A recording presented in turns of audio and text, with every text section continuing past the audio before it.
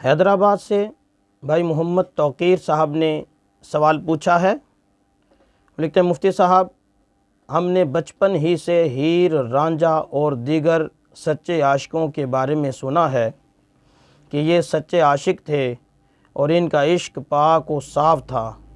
یہ پوچھنا چاہتا ہوں کہ شرعی نقطہ نظر سے ان سچے عاشقوں کے بارے میں کیا حکم ہے کہ کیا واقعی یہ سچے عاشق تھے اور اولیاء اللہ تھے، اور کیا ان کی محبت سچی محبت تھی اور یہ پاک عاشق تھے؟ کیا ان کا تذکرہ قرآن و حدیث میں بھی ملتا ہے کہ اس امت میں 20 سچے عاشق آئیں گے؟ بعض لوگ ان ہستیوں کو اتنا مقدس سمجھتے ہیں کہ ان کی توہین کو کفر سمجھتے ہیں۔ اس حوالے سے شریعت ہماری کیا رہنمائی کرتی ہے، وضاحت فرما دیں۔ محمد توقیر۔ جی میرے محترم بھائی، نری جہالت کی بات ہے، سراسر غلط بات ہے۔ اول تو یہ نہیں پتہ کہ واقعتاً یہ لوگ گزرے بھی ہیں یا نہیں، یا قصے کہانیاں ہی چل رہی ہیں۔ نمبر ایک تو یہ کوئی تحقیق نہیں ہے، سنی سنائی باتیں چل رہی ہیں۔ ایسا بندہ تو کوئی بھی نہیں جو اس وثوق سے کہہ سکے کہ واقعتاً یہ لوگ گزرے ہیں۔ ممکن ہے کہ کہانیاں ہوں، ایک قصے ہوں۔ یہ جو ناول نگار لوگ ہوتے ہیں، قصے لکھنے والے ہوتے ہیں، کہانیاں لکھنے والے ہوتے ہیں، ممکن ان کے محض یہ تخیلات ہوں۔ پہلی بات تو یہ ہے۔ دوسری بات یہ ہے کہ اگر یہ لوگ واقعتاً گزرے بھی ہیں تو ان کا غیر محرم عورت کے ساتھ تعلق ایسا ہی تھا جیسے آج کسی بندے کا کسی غیر محرم کے ساتھ تعلق بن جاتا ہے۔ اور یہ یاد رہے کہ کسی حرام چیز کو مقدس یا پاک سمجھنا یا اس میں ثواب سمجھنا، اس سے بندہ دائرہ اسلام سے نکل جاتا ہے، کافر ہو جاتا ہے۔ اگر یہ لوگ واقعی گزرے تھے تو انہوں نے حرام کاری کی، گناہ کا کام کیا، غیر محرم سے تعلق بنایا، غیر محرم کے وہ عاشق ہوئے، غیر محرم پر فریفتہ ہوئے، یہ سب حرام کاریاں تھیں، ناجائز کام تھا۔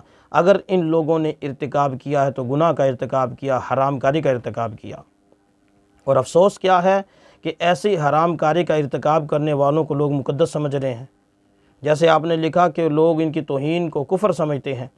بالکل ہمارے سامنے بھی ایسی باتیں آتی ہیں کہ بالخصوص ان علاقوں میں جہاں یہ لوگ، جہاں ان کی قبریں ہیں، وہاں لوگ ان کے ناموں کو عزت سے لیے بغیر لڑ پڑتے ہیں۔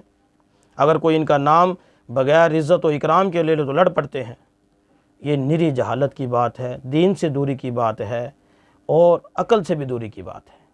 میرے محترم بھائی، یہ ناجائز تعلقات تھے، حرام کاریاں تھیں۔ یہ پتہ نہیں، لوگ تو کہتے ہیں جی کہ انہوں نے کچھ نہیں کیا، یہ کیا لوگوں نے کوئی کیمرے لگائے ہوئے تھے، انہوں نے کچھ کیا یا نہیں کیا؟ اگر یہ واقعتاً گزرے ہیں، ملتے ملاتے رہے ہیں، تو اللہ کے رسول صلی اللہ علیہ وسلم نے فرمایا کہ غیر محرم مرد اور عورت کا ملنا حرام ہے، تو کیا یہ ملنا ہی خود حرام نہ تھا؟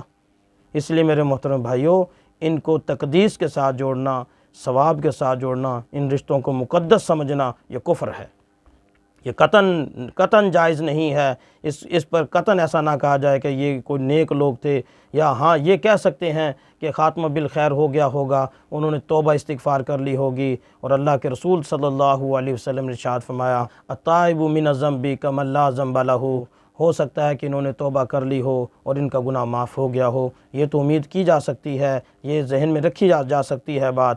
لیکن یہ کہنا کہ یہ اپنی اس عمل پر برقرار رہیں پھر یہ نیک اور پاک اور پوتر بن جائیں گے، ایسا نہیں ہے۔ حرام کاری ہی ہوتی ہے، وہ چاہے جو کرے۔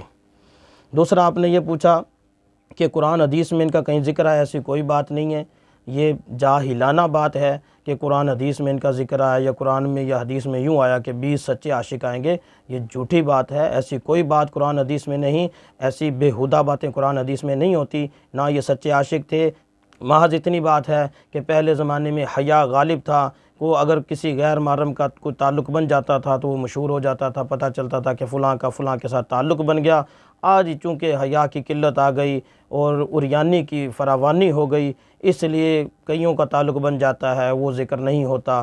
یہ کمی کی وجہ سے، قلت کی وجہ سے یہ مشہور ہو گئے، چونکہ یکتا ہوتے تھے، اکیلے ہوتے تھے، اور تو کوئی ایسی بےہودہ حرکت کرتا نہیں تھا، ایک دو بندوں نے کی ہوتی تھی، ایک مرد ایک عورت نے کی ہوتی تھی، وہ مشہور ہو جاتے تھے۔ اس لیے ان کی شہرت کی ایک وجہ یہ بھی بنی ہے کہ اس زمانے میں حیا غالب تھا، حیا کے غلبے کی وجہ سے کوئی ایک آدھی ایسا بندہ ہوتا تھا جو اس طرح کا گناہ کا ارتکاب کرتا تھا، تو لہٰذا وہ مشہور ہو جاتا تھا۔ اور آج ایسی بات نہیں ہے، اس لیے آج کئی اس طرح کے لوگ پھرتے ہیں، کئی اس طرح کے معاملات ہو رہے ہیں، وہ اتنے زیادہ مشہور نہیں ہوتے۔